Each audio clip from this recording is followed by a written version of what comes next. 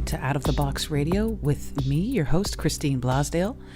Out of the Box Radio is a weekly podcast of audible ear candy dedicated to bringing a fresh perspective on this thing that we call life. And each and every week, we're going to be diving into the topics that matter most with lively conversations on issues such as health, wellness, and transformational healing, all with the goal of creating a better world and becoming a happier human being.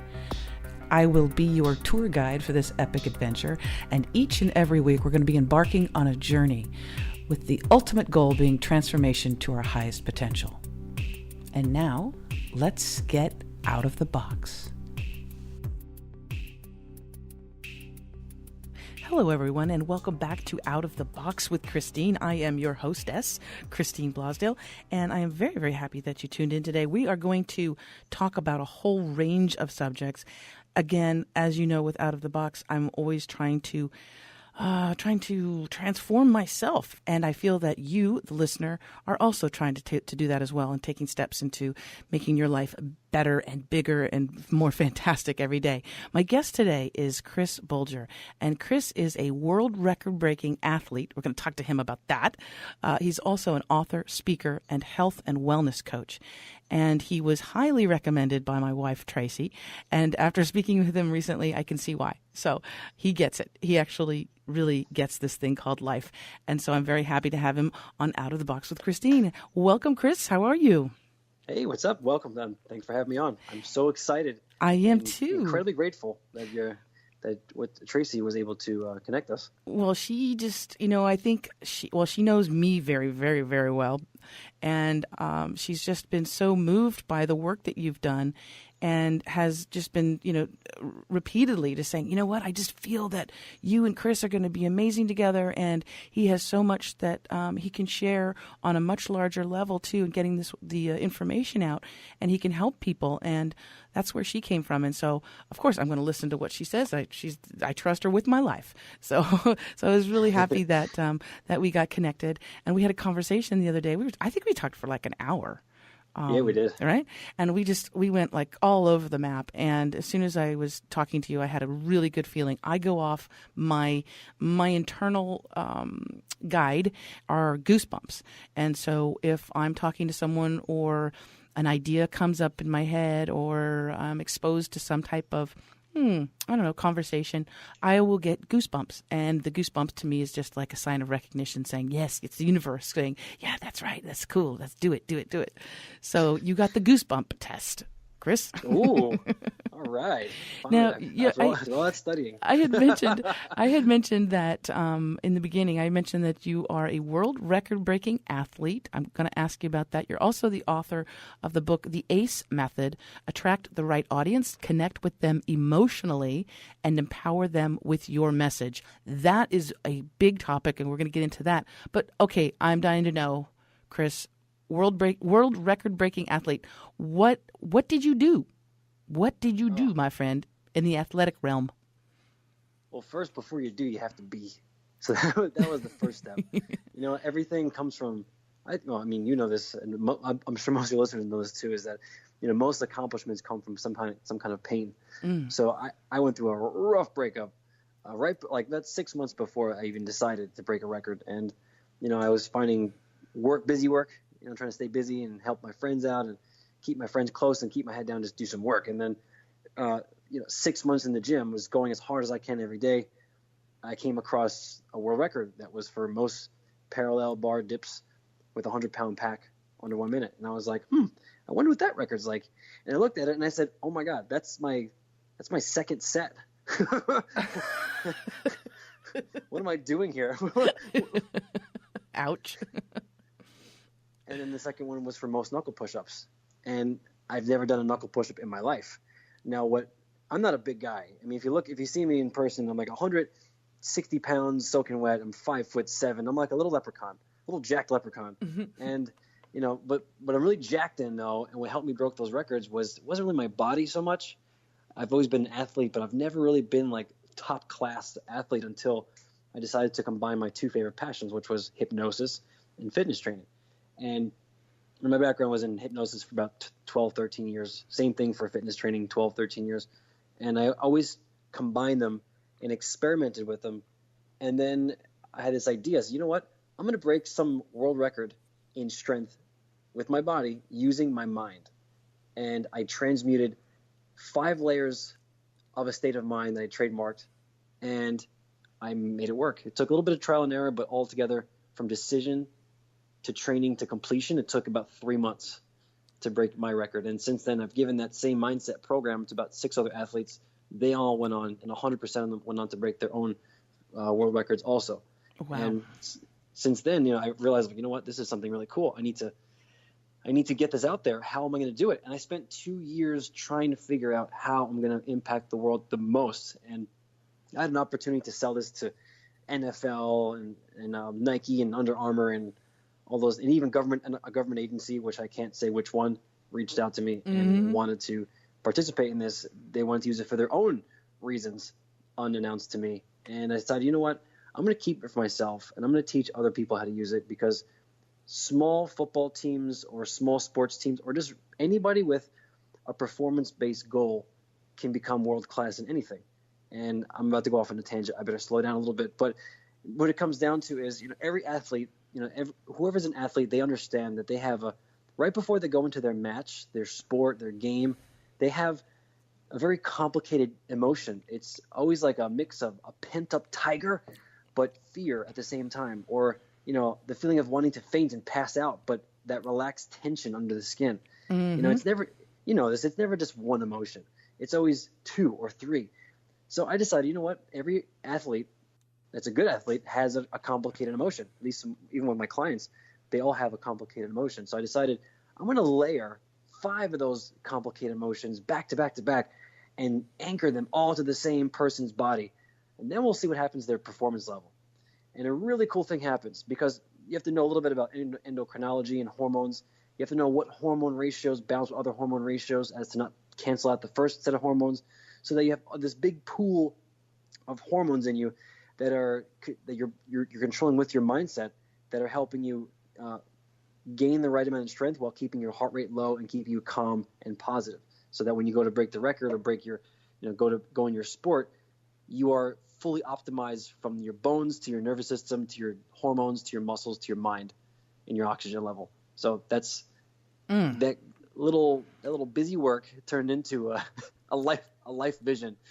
Well, and there's science behind. I mean, if there's I've spoken in great depth with neuroscientists and neuropsychologists who they talk about, they go, this one gentleman that Dr. Mario Martinez, he did a whole study on centenarians, and this is, people that live to be 100 or over. And these weren't just people that, they made it to 100. They were like thriving for being 100, 101, 102. They were doing actually quite well. They weren't like, just in a corner somewhere in a lot of pain. And what he found out too was that the body responds to our emotions the same as the placebo effect. Whereas, let's say you have a pill and somebody in a white lab coat, a doctor with a stethoscope and he's got a plaque on the wall, and he hands you a pill and he says, Chris, your high blood pressure is really scary. This is the latest technology. This is the latest drug that's been tested, and the results are amazing. Everybody who's taken this pill, their blood pressure is lowered, like right away. It's a miracle pill. It's amazing. And if you have that belief in the doctor, in the pill, in the coat, in the stethoscope, once you take that pill, lo and behold, they'll check your blood pressure, and it has been reduced. It got lowered. Even if he handed you a sugar pill, and it's called the placebo effect.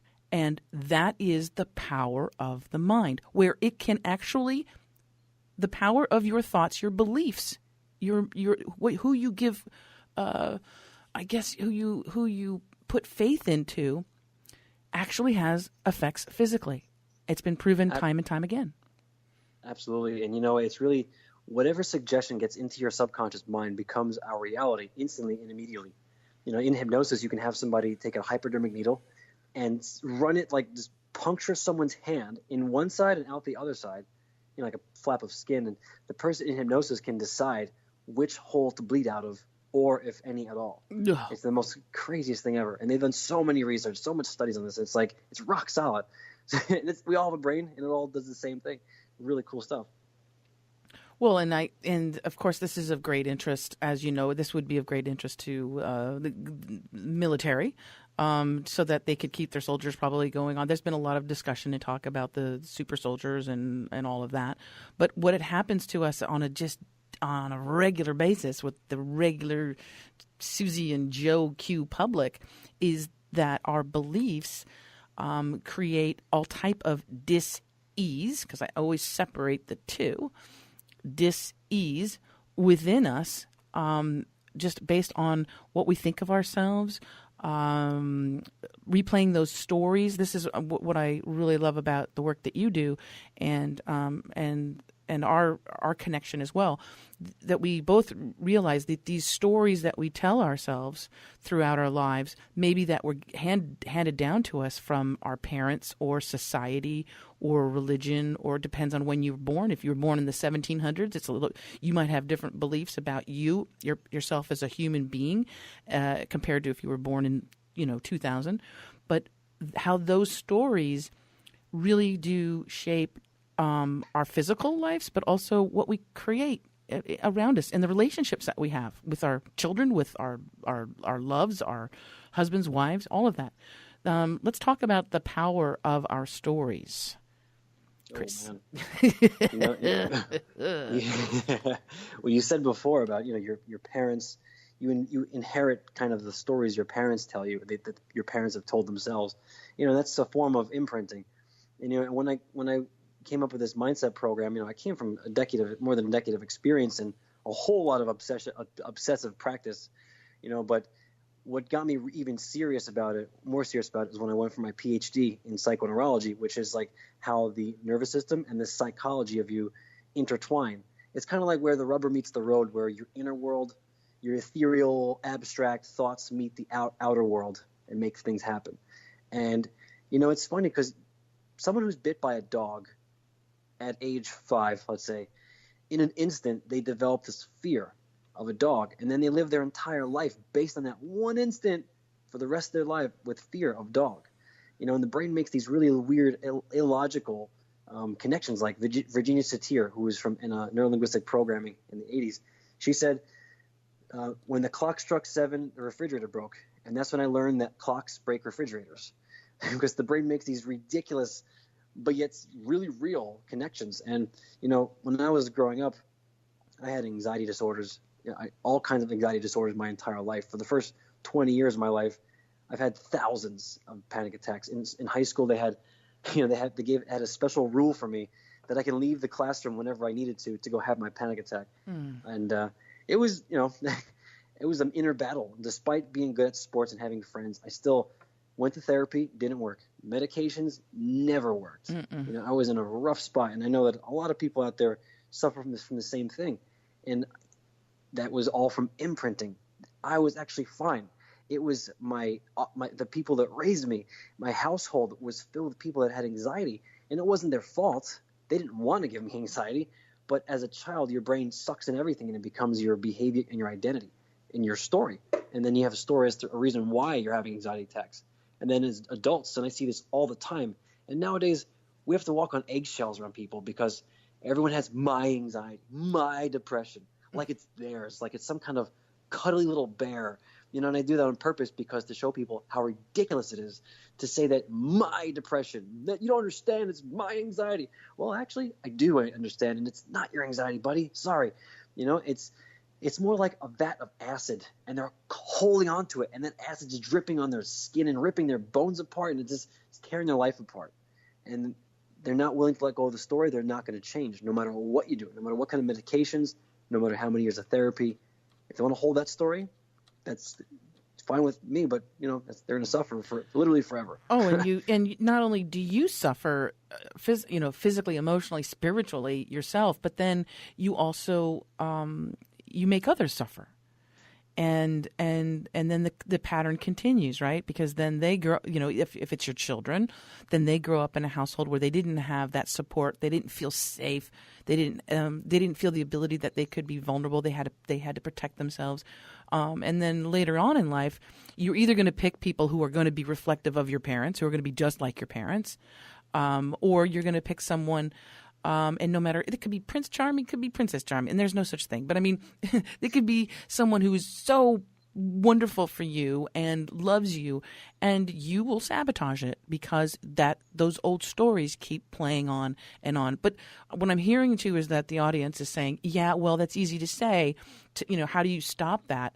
How do you stop when when you are triggered, when you're triggered and those old wounds, those fears, those things that happened maybe when we were children or maybe in another life and we've carried them over here.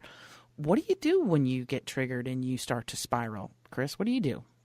It's a really good question. So this is where this might be a transitional question too, because they overlap with the book. But is this where the ACE method comes in?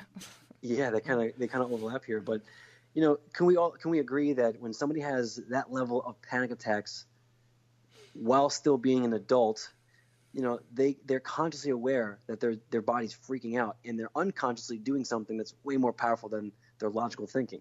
Can we agree on that much? Mm-hmm, mm-hmm.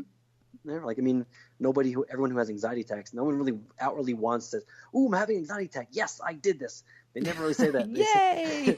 Right. They say, why is this happening to me? I don't want to feel this anymore. And that's the first mistake, is saying that you don't want to feel this. You say, I need to get away from this feeling, when really you should be saying, I need to generate a new feeling. And I know that sounds a lot easier than it is to do it, but in an instant, we talked about imprinting, and in one instant, your life can remain that way. It takes the same way one instant has made your life a certain way.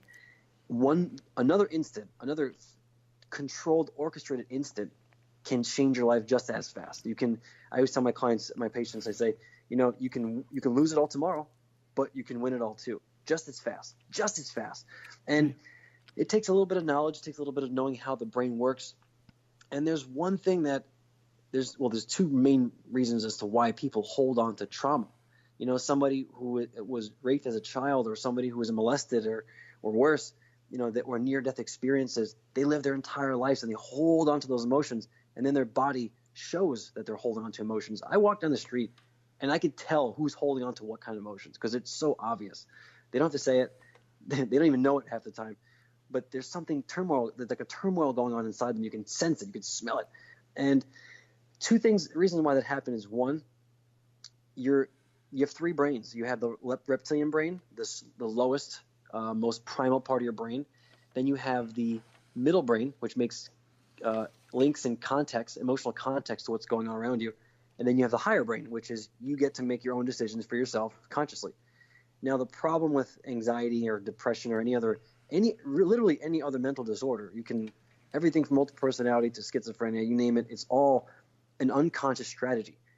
Not that we want that. We definitely don't want that, but things happen at just the right time. And we'll talk about multiple personality disorder and how that happens and all that fun stuff, and Sybil and how that made everything worse.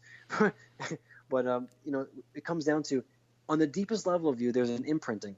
And when that imprinting is in your head, it's in your mind, the reptilian brain is acting. So you have zero control, because it's in this deepest part of your subconscious. Same way an inner voice tells you that you suck and you're dumb and you're never going to amount to anything in life. You're a loser. You're fat. You're this. Mm-hmm. That's a voice in your head. That's a mechanism. That's where your brain stores resources. It might not be a good resource, but let's say you have a stressful day at work and you just happen to binge eat, and you feel shame after binge eating. When you're stressed out, that little compartment in your brain that has all those resources, whether good or bad, when you're stressed out, your brain goes, I want to help you. Let me give you the resources I have and feed them to you on a loop. And when you hear those negative voices and it stresses you out even more, the brain goes, is that not good enough? And it just keeps giving those voices louder and faster. Yeah, Chris. They do. Yes. And it's a really interesting mechanism, but replacing that inner voice is really, really simple. It takes a little bit of work, and a little bit of dedication, but it's absolutely possible. certain places, let's say like Scientology. I know for a fact that Scientology, and I went to a church, Scientology, just to find out what their way was. And what they do, they obliterate the inner voice.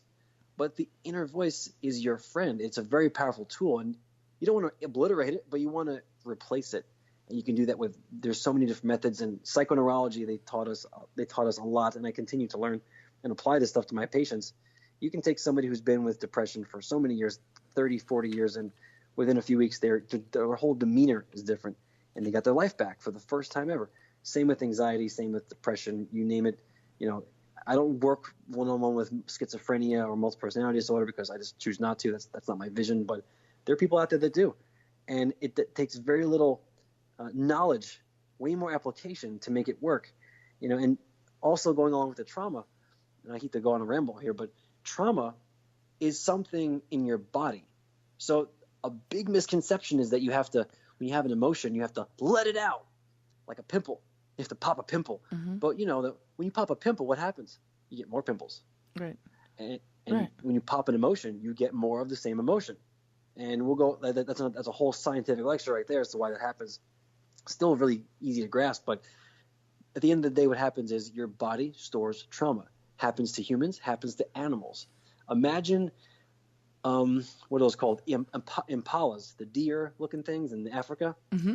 And imagine it's by a watering hole and it's drinking some water, and then he hears a noise, and there's a lion, and the lion pounces at this herd of deer, impala, and they all start running, and the one who's lagging behind trips and falls, and now the lion has the deer by the neck, and it's dragging the deer back. It doesn't kill the deer right away, but it drags the deer back to the herd, back to his family.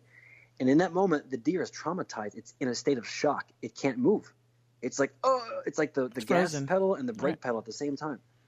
Similar to when a human being gets raped, molested, or jumped, or has a gun put to their head, or held hostage. All those situations are the exact same mechanism as the deer has. Now, let's say the lion lets go of the deer and makes a mistake, whatever, and the deer gets up and runs away, just like a human being can get away from an attacker, right, or a rapist or something like that. And later on, maybe like an hour, less than that later, when the deer has the safe space to do so, it'll grunt and make noise and breathe heavy, and it'll shake off all that trauma.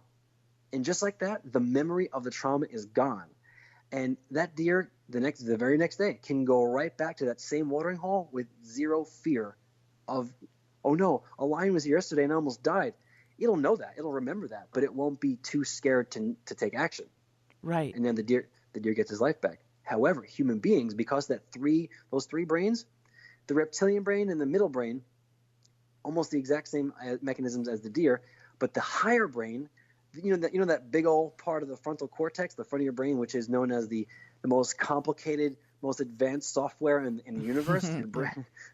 Yes. Well, guess what? That's the part of the brain that stops you from shaking off the trauma. And that's why people hold on to trauma. Our best strength is our biggest weakness when it comes to living a life of freedom. Wow.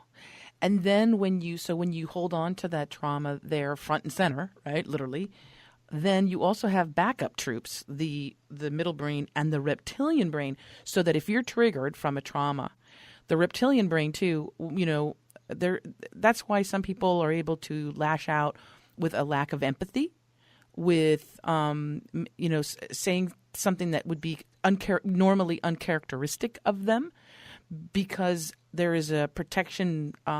It's almost like there's all of the forces within the brain or the psyche are coming forward to protect. Again, it's like having the lion attack them over and over and over and over again. It just depends on what triggers it, but it's constantly right there up in front, and that's what I think people have such a hard time dealing with. I know personally, if I get triggered by something, I'm better at it now, but I used to go into to a place of I would be very quiet. I would think about it over and over and over and over and over again, and then come up with all these different scenarios. Now, at least when I'm triggered by something, I'm able to I feel it. I feel the emotion. I feel what it feels like in my body. It doesn't feel good. It feels icky, right? It's the only way I can say it. Icky. I feel a great it. word for that. And what I'll do is I'll sit with it for a little while. I won't push it away or push it down yet. I'll sit with it for a while. And then I will kind of, I don't step outside of my body, but I kind of try and look at myself as a third party, as a person looking in, and trying to actually rationalize myself. You have those two voices, that voice of, the negative, darker side, I guess you'd say, that puts you down a couple notches. And then you have the other one, which is the higher, I call it, the higher voice, the higher soul, which is, constantly kind of, they're not doing battle per se, but they're constantly talking to you, one on the left side, one on the right side, or one up above, one below, whatever. But they're constantly talking. What I've been able to do, and it's taken a long time, Chris, is to step aside, look at it, and then have the ability, and this is the thing, have the ability to express what I'm feeling. And I think that is really key, because there's a lot of people, I think, walking around that are a lot of hurt people that are walking around hurting other people, and they just don't have, maybe they don't have the tools yet or the ability to express what's going on with them. Because once you do express it, you say, I'm feeling this way, and you actually even vocalize it, you go, I'm feeling this way, then you can actually also kind of look at it and go, oh, that's silly, there's no lion here. That was just a trigger. Yes. There's no lion. I'm fine. I'm safe. Absolutely. And, when someone's held on to trauma, even, as a child, if they're told to be quiet, shut the F up, while they're crying, they pucker their mouth and they go, and they like hold back the tears. That creates neuroticism, and that creates a life as an adult, unable to express themselves. We remember, I had a client fly out from California. This was a few months ago. And this guy couldn't scream, and he literally hired me to teach him how to scream. And it took like hours because his diaphragm was twisted. He had anxiety held in his lower stomach. We had to release all that manually, and then we had to work on the emotions. And then we went to the park to scream. And in the beginning, it was like, oh, like low volume. And then at the end, he was, and he was powerful. Oh man, he was powerful. And that took, we had to peel back the layers of his story. He was like, well, I'm a quiet guy, and I'm a writer and this and that. And he just, I never scream like that. Well, why not? Well, that's not right. Well, says who? Who taught you that? Uh-huh. Who taught you that behavior? And all that came out later on. But a big portion of this, of releasing the trauma, and this is another misconception where people that have trauma or live in a state of suffering, and if you want to get to a state of thriving, you don't necessarily need to know the why. Like, why am I this way? What's the correlation to my past? Not necessary. Because if that were necessary, then traditional psychology would have worked amazing by now. But success rate, I think the highest success rate in any psychological field right now is cognitive behavioral therapy. And that is a 6%, whopping 6% success rate. Oh, my gosh. Yeah, so great. I mean, wow. And, something as simple as hypnosis has always been known to have a 96% success rate. That's always been the norm. But, people don't use it because, one, it's not covered by insurance most of the time, and people love their insurance, and they love it more than their problems. And drugs are covered by insurance. And drugs are covered. And you know what? If you want to talk about drugs, we can talk about what the mechanism is behind that. Yeah. So, the whole thing with the you have two nervous systems. You have the parasympathetic, which is your rest and digest, like when you're relaxing, when you first wake up in the morning and you feel really good and relaxed, and the inner voice is turned off for a couple seconds. That's the parasympathetic. Then you have the sympathetic, which is the stress response, the anxiety attack. Those all happen on that plane. So those drugs, majority of psychoactive drugs, what they're doing is they're ramping, especially ADHD drugs. Oh my goodness, ADHD is a laughing joke because that's so easily replaced with a better strategy. We're going to talk about that in a second, I guess. But, right. But the ADHD medication and all kinds of other psychoactive drugs, what they do is they amp up your sympathetic, your stress response nervous system, and your body's natural response is to turn on your parasympathetic nervous system to bring you back down into a low state of energy. So you're constantly amped and anxious. you're anxious so much, even though you have an anxiety issue, the medications make you even more anxious to the point where you're constantly at 11 of a panic attack. And we know that if you're at a 10, it's like as high as you can go. And then what happens after a 10? It brings you way down. And that bringing you way down, that's your parasympathetic nervous system. So the medication is inducing the stress so that your body turns on the parasympathetic and keeps you down in parasympathetic for as long as you're on the medication. And that's why people feel like zombies, or they sleep too much, or now they can focus because now their brain is able to make alpha waves, which only happens in parasympathetic. So those medications are, it's like they're giving you more of the same stimulus. And if you're somebody who's on medications and you're more hyper, and you tell your doctor that, I'm more hyper than before, I'm more stressed out, what do? They give you a higher dosage. And that's how they fix you. Well, and again, it's relying upon a pill. It's relying upon something outside of yourself as well.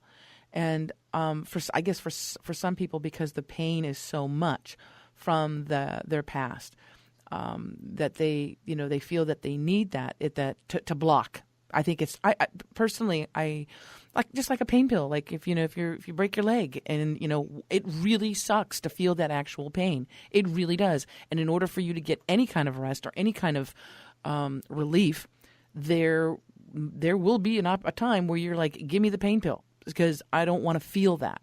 But what we're talking about is these are emotions. These are those stories again coming up at the worst, most inopportune times, and we don't want to feel that pain because we're afraid, we're scared of what's going to happen if we step into that pain. And I think that there's a lot of people walking around in a great deal of pain, and yet trying to avoid it, maybe from becoming, focusing on being a workaholic or alcoholic or drugaholic or social media holic, something to get their mind off of it. But what you do is, what I love about it too, is that it's not like this big, huge, daunting process. No. That it can happen, and it can happen rather quickly. Absolutely. I'll give you an example of what genius. What is to you? What do you think genius is? What is genius? Yeah. You know what? I think what genius is in nature. Nature is genius in just the whole way that that life springs forward, and despite what mankind does, it's still the planet is still alive. What about humans? What do you think genius is in humans? Some people who have been called genius, I think that they're able to think outside of the box a little bit too, go beyond what is just presented in front of them. Go a little bit deeper or a little bit outside the box of the potential of something. That might just be relegated to like scientific geniuses, but I think someone who can see things that are not necessarily just put in front of them, but can expand their perception. That's my interpretation of genius. Cool. I'm very curious. I want to ask, what constitutes the box in the first place? Oh, it's just the normal societal, structures. Absolutely. And that's when it comes to genius, my theory is that genius is transferable. And what I mean by genius is able to be, do, and have literally anything. For example, a child with ADHD, let's say there's two children and they're best of friends, and they're in the second grade and they have these spelling bees, and one of them, every week they get 30 new words, and every Friday they have to be tested on 30 new words. And they have to memorize the word and know how to spell it and know how to use it in a sentence and deconstruct it with a noun, verb, pronoun. And friend number one gets about a 95 to 100 every single week and has a great life, doesn't study too hard, maybe like an hour a day with their parents. And then friend number two in the second grade studies for an hour also, but struggles and then barely passes. Sometimes gets a 40, a 50. Can't spell anything, like the simplest of words. What makes them so different? Well, is friend number two dumb, or is friend number one a genius or smart? Not at all. I don't think so at all. In fact, I think every human being on this planet with a brain, very small exceptions to the root to this rule. I think that most 99% of human beings with a brain that functions on some level can transfer learning strategies. So, I'll give you an example. From what I've found is that children, even adults, to be honest, adults that can't spell are trying to recreate the word from scratch. Whereas the person who, or the child or adult that can spell pretty well, they're recalling the word that they've seen before. So they're just reading off the letters that they see in their mind. Way easier than trying to recreate the word from scratch. I've seen grown adults can't spell the word elephant. Where I've seen, but I've taken a 6-year-old and they were spelling supercalifragilisticexpialidocious. They've only seen the word one time. Wow. And that's transferable. As amazing as that is, I think that's the norm. That's the box. And we just need to explore more of the box. We're taught that the box is, I don't know if the box is actually, to be honest, but I feel like there's more to it than that. There's the question I like to ask is what resource is needed here so that this person can thrive, which is like, what is that one instant? What is that one stimulus they need so that in an instant they go, oh, bam. And then all of a sudden they behave differently. And when it comes to, let's say, children who need to study, have an issue with ADHD or can't memorize things, I can meet with the parents, the child, and their psychiatrist and show them in real time, 15 minutes or less, that this child does not have ADHD. And even the toughest of tests, I can prove it in real time. And I'm not the expert on that, but the learning strategies are so easy to see what's missing. You just have to add the one thing, and then the brain recalibrates itself. I'll give an example. Is my own life. You know, when I was growing up, I took an IQ test in like the 6th grade, and my IQ was 115. Now, that's not too bad, you know, but my little brother, who was known to be a genius already, his IQ was 125. And, you know, in 2nd grade, he's written a book that was like 600 pages on American history. You know, he's a genius. He's really, really is. And I wasn't always as smart as him, but that was okay. As an adult, I checked my IQ with the theory that genius is transferable. My IQ is now 141, which means I could be in several different genius clubs. But, you know, that's only for my ego. But I'm not special. What makes me unique is that I understand that every one of us can have a high IQ like that. 141 is nothing. I mean, any one of us can do way better than that. If their goal was to have a high IQ, having a higher IQ is very doable. Just adding the resources, the learning strategies that unconsciously aren't there yet. One thing in schools that they never go over is how to learn. And how to learn and how to behave on an unconscious level is like a blind spot. They never teach it. Oh, the stuff that they teach in school. We could have a whole full hour on that, or 2 or 3. And you know what, too, I think what's interesting when it comes to overcoming these or facing our demons or dealing with how we react to being triggered from past traumas is the idea too that, and I really think this is important, the idea too that we deserve to be happy. We deserve to have a good life, to have a wonderful relationship, to be happy. And there's almost like there's a lot of people that walk around that I think somewhere inside they don't feel that they deserve that. And again, that might be from the original trauma or the issue of being, you know, when they were younger. But in your practice with the working with your clients, have you noticed that there's that's a part of it, that they don't feel that they deserve to be happy? Absolutely. I think one of the biggest epidemics, not in just the country but in the world, is this belief, this like fake understanding that, you know, your emotions overcome you. Like you're not in control of your emotions. That's not true at all, and we could prove that right now. Can you think of a dog? Yes. Can you think of a house? Yes. Can you think of a big pink cloud in the sky? Yes. Cool. So, you know, as human beings, we can think thoughts, and we can think thoughts at will. And it all starts with your thoughts. So if you can control those thoughts, you can control the thoughts that say like, oh, I can't stop thinking negative thoughts. Well, you can't stop choosing to think negative thoughts. Right. And that's the first step is you have to, kind of like almost like AA, you have to not even admit, but accept the new understanding that you can control your emotions. And if you say you can't, then it can't help you. Sorry, I would love to, but not going to work. That's the first step, is believing you must take full responsibility for how you're feeling now. And that's paramount. That's really big. And another step after that, once you've accepted those beliefs, you have to be committed to changing. Now, if you're committed towards a goal, let's pretend, somebody is big on their New Year's resolution and they want to lose 35 pounds. They understand they have to eat right and they have to go to the gym, work out. If they believe that process of losing the weight and changing their body composition is not supposed to be uncomfortable, they're going to be either miserable trying to go after their goal, or they're not going to go after their goal. They're going to fail. They're going to quit. If you believe that uncomfort shouldn't be part of the human experience, then you're going to have a very miserable time on this planet and be way more uncomfortable. A person who is a pro bodybuilder or someone who's like in great shape and lives a great life, they change themselves and they feel the same pain we all do. They feel the same struggle of changing your identity, of changing your habits, of changing your mood and stuff like that. It's controlled willpower. And they're uncomfortable too. The only difference, though, is their opinion on that discomfort. If your opinion on it is, I don't want to be sweaty, then guess what? It's going to be tough losing that weight. If you're somebody who is depressed and you feel as if being happy is faking it, well, guess what? It's going to have to happen. Just the other day, I started practicing this laughing meditation in the morning. And I've always been a pretty in control of my optimistic thoughts, and I'm always in a great mood. Some people think I'm annoying, but it's too bad for them.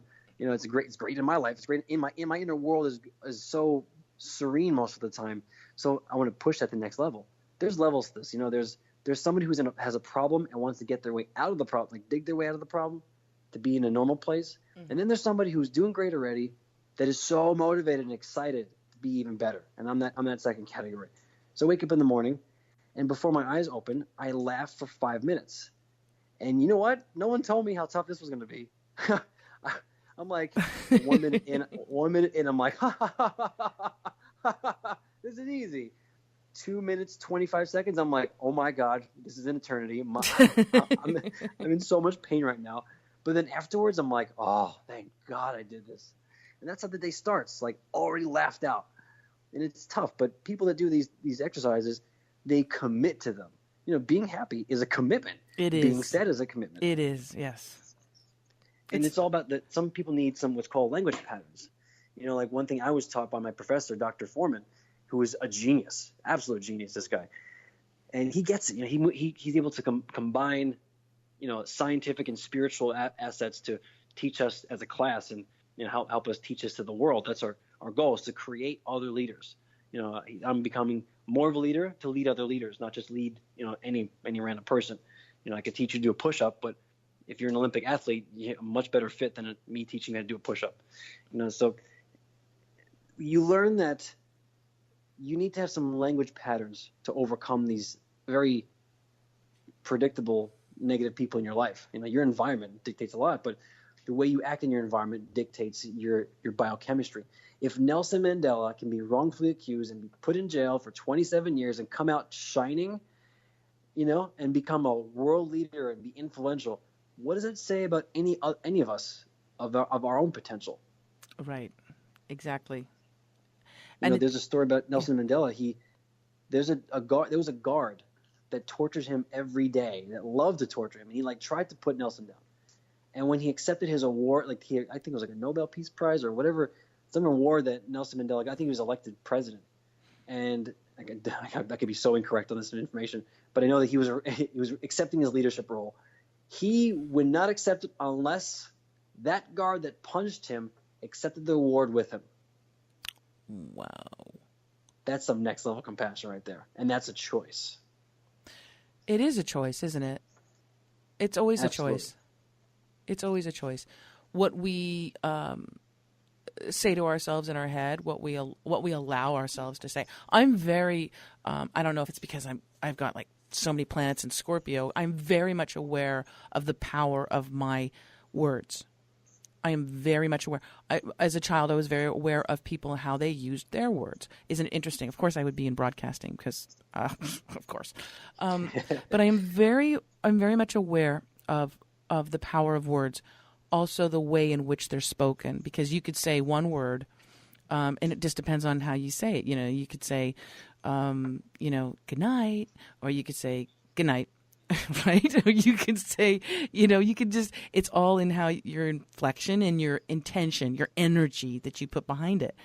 And what we say to the world about who we are, what we say to ourselves about who we are, which I think is even more powerful, has real, not only just physical expressions, but it's like a chain event, because then it reinforces. We create things. If you've ever had a dysfunctional parent, which I'm sure nobody listening has ever had a dysfunctional parent, or so. Oh no.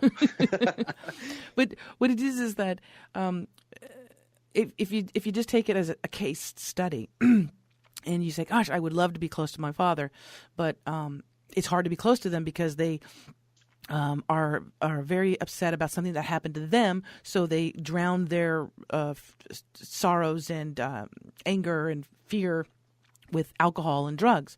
So they'll be in a position where they're like, "My life is horrible. It sucks. I feel so bad about what happened to me. Again, what happened to me when I was little." So then they're drinking, right? And then all the other relationships that could be wonderful for them, and with their children or with their wives or their husbands or whatever, who are saying, "Please, we want to be close to you. We want to have this connection with you."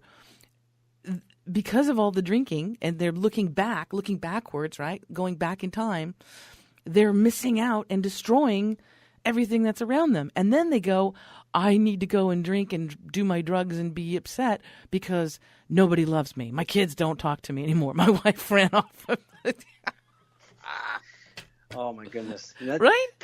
But that's right there. There's two things happening in that person. The person who's drinking or keeps complaining, and let's just say another archetype of the same person is somebody who's been trying to be positive this whole time and still finds it hard to stay positive. A lot of the times it's not just your brain you have to work on.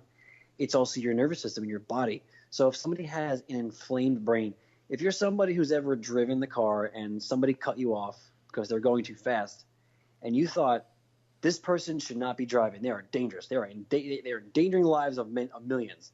Or you see an old person going 10 miles an hour, and you almost crash into them because you're going too fast.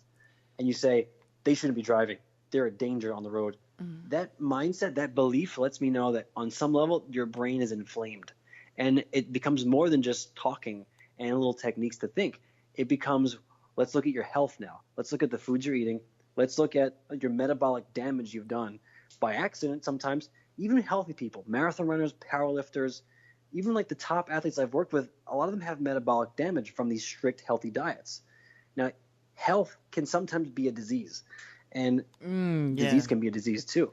Yes. And that leads to, like you see a lot in CrossFit. Like CrossFit is huge over here. There's a massive following CrossFit, but there's also a massive behavior of being pretentious in CrossFit and being a vegan. And guess what? Both of those two things, if done incorrectly, which is all the time, not all the time, but most of the time, the person becomes pretentious. And being pretentious is a brain inflammation behavior. It's more than just what are they choosing. It's sometimes your body's trying to tell you something. Well, I'm really glad that you went to that, because for those of us who are, and as we're talking, folks too, first of all, I'm talking with Chris Bolger. He's my very special guest. He is a fantastic speaker, health and wellness coach, author, and as we found out earlier, a world record breaking athlete. When we're talking about all of this, we're talking about, I am. Okay, I'm talking about myself, because I'm always trying to expand my my ability to stop myself before I spiral out, right? To when I get triggered, to go, oh ho ho, I know you. I used to do that. I used to be really good when I would get triggered with something. I'd go, get out of here. I would literally talk to it. I would just go, get the fuck out of here. Because especially also when you're really happy, when you're really happy and you're doing something really good, there's sometimes that'll be that little thing out of left field. You go to pull you back down to being small again. And this is all about, growing and being the best, happiest human being that we can to live a full, wonderful life. And so much of it is, yes, it's the words that we use, the thoughts that we have, but it's also what we put in our bodies. And as we're putting these things in our bodies, the thoughts that we have with that as well. I went so deep down the rabbit hole when it comes to the mind and even the body. And when it comes to food, it really is so unique for individuals. Let me give you an example. Someone like me, I love eating sweet potatoes. I could eat about 10 sweet potatoes per day, and at nighttime eat about 3 pints of ice cream and not gain a pound. Now, yeah, pretty awesome, right? I could look at that. I could look at that. I could just look at that container of ice cream and puff up. Just looking at it from that, puff up from that dairy bloat. No, I'm kidding. Go ahead. And that's a normal response too. That's somebody else might even just think the thoughts, and they just gain 10 pounds listening to this, But somebody else, but me, like I love eating rice, but I can't eat rice. Rice is not for me. Let's put it that way. While my business partner, also one of my best friends, he thrives off rice. Like I love eating meat, but I don't eat meat more than one time every 11 or 12 days. My business partner, he has to eat meat every single day just to stay normal. And it's very different. Let's say fruits and vegetables. If you're somebody who is a marathon runner, or you're a pro athlete, or you're a high performing athlete even, and you're very strict in your diet, eating hydrating fruits is not going to be good for you usually, because that hydration, usually those people are they're filled with too much fiber, and they're overhydrated, and they're eating the right amount of water according to their trainer and their dietitian and all that stuff. But when you check their body temperature, they're always below the normal. In Fahrenheit, it's always 98.6, right? And somebody who is stressed out or has cortisol production, stress hormone, that's too active, they're going to operate below 98.6 degrees Fahrenheit. They're going to be between 95, sometimes 94 even, up to 97.3. And that lets you know that whatever they're eating is adding to their stress response. Yeah, it's a challenge. And the biggest challenge is to know what works for you despite what you've heard from the consensus. I would say take your temperature. Take your body temperature a few times a day. Do it like 4 times a day at the same times, 3 days in a row. And when your temperature dips, look at the foods you've eaten before that. Or look at the foods you're about to eat and look what happens to your temperature. Does it go up? Does it go way up and then crash back down? Does it stay there? The whole point is the metabolic damage. When you have your temperature is below 98.6, you have metabolic damage on some level. And that metabolic damage is going to show up in your temperature. And when you eat foods, the only way to repair that metabolic damage, now, even a few years ago, this wasn't even known because there's no such thing. Once you had metabolic damage, you were screwed. But that doesn't have to be that way. You know how when you're sick, you get a cold or a virus, you get a fever, right? Mm-hmm. And that fever, the fever wasn't from the virus. The virus didn't cause the fever. It was your body caused the fever. It was your body's way of fighting off the virus. Correct. Because you raise the temperature, it makes more white blood cells, sends it to the right areas, eats the virus, you live and be healthy again. So imagine you have all this inflammation in your gut. You have to get your body into a fever state above 98.6 for an extended period of time so that your body makes enough white blood cells, repairs the parts of your body, especially your gut, that need it. And then after a few weeks or months, it takes a little bit of time, I'm not going to lie. Then you're able to eat the foods that you once were able to enjoy, but most recently have gotten intolerant to. For example, most people can't eat dairy because they break out, but as a child, they were fine. That's an intolerance that's caused by metabolic damage. Same with carbs, rice. That's one of my things I'm working on right now. And it's an ongoing process. And every 3 or 4 months, your body changes. You have to keep track of that. That's a whole different story. But to make this less intimidating, take your temperature 3 to 5 times a day for 3 days. Write it all out, and it'll show you a really pretty good outline of what's going on in your rhythm. When to eat, when not to eat. If your body temperature is super low, it's time to eat. If your body temperature is super high, you wanted some water, now is a great time to hydrate. But don't just start drinking a massive 2 gallons of water just because you think it's healthy. Right. No. But I like that. Okay, now that's a new thing I'm going to do. I'm going to get a thermometer. It's been a long it's been since I had a thermometer. But that is actually a very, very clever way to just kind of just monitor our bodies and do it in a way that we never even thought of. Nobody would even think about that, Chris. Thank you so much for that tip. We could go on forever and ever and ever, and I'm running out of time. So I'm going to ask you, Chris Bolger, is if possible, if you would like to come back on Out of the Box with Christine at some other time when we can have another discussion on any range of topics at all. But I know that our listeners have really appreciated this, and they're going to want to learn more about you. So can you tell them how to get in touch with you or where to find you on the internets? Absolutely. So I mainly work off two things. One is my Facebook page. That's where I kind of live. That's where people reach out to me. I even have a private Facebook group, which is a 5-day challenge. And it's called the 5-Day Brain Rewire Challenge. It's a private group. You have to ask to be a part of it. It's free, completely free. And recently I'm doing a paid one, which is 21 days, which we cover way more ground. But if someone wants to just get their feet wet and experience what it's like to rewire your brain and your health, we've had people rekindle long-lost relationships in this group. We've had people that changed their diet completely. People that were depressed and had anxiety was gone almost completely. Within 5 days, I didn't expect that. I really didn't. I was in Mexico the first time I held that 5-day challenge, and I was on vacation.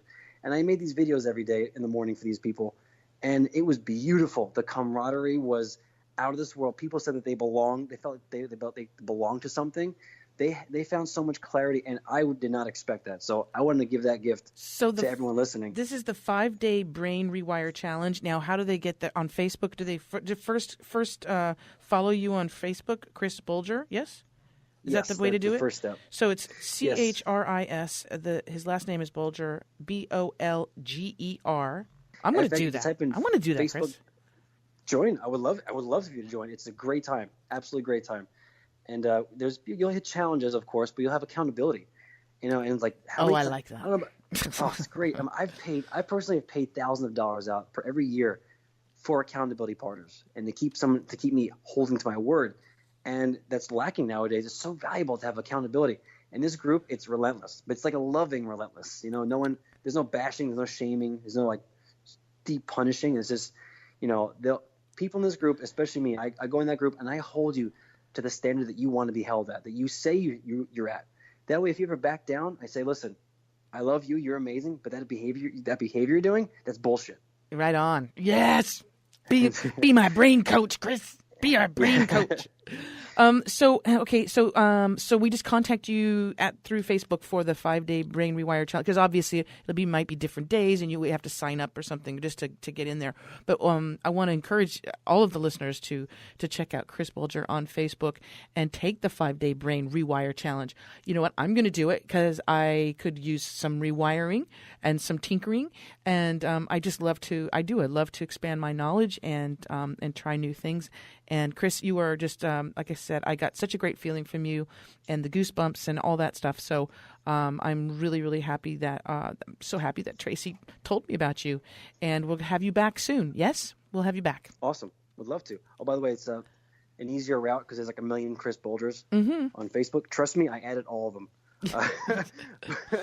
But if you go to facebook.com/Chris the Hypnotist. Facebook.com/Chris the Hypnotist? Yes. Perfect. Oh, that's easier. Thank you so much, Chris Bolger. Christine, this was great. This was a lot of fun. We'll do it again. We will. We'll do it again. I want to thank our listeners, too, for tuning in today. And remember, if you want to make sure you never, ever miss an episode of Out of the Box, you can subscribe to the YouTube channel. It's very important to subscribe to the YouTube channel because this interview, along with all my other previous interviews, it's so much easier for you to share this on social media, in emails. You can say, hey, you got to listen to what Chris Bolger was saying, and you can easily send it to your friends and family, and you can put it up on your Facebook page as well. So remember to subscribe to the YouTube channel. And until next week, as always, I want to remind you to think outside of the box.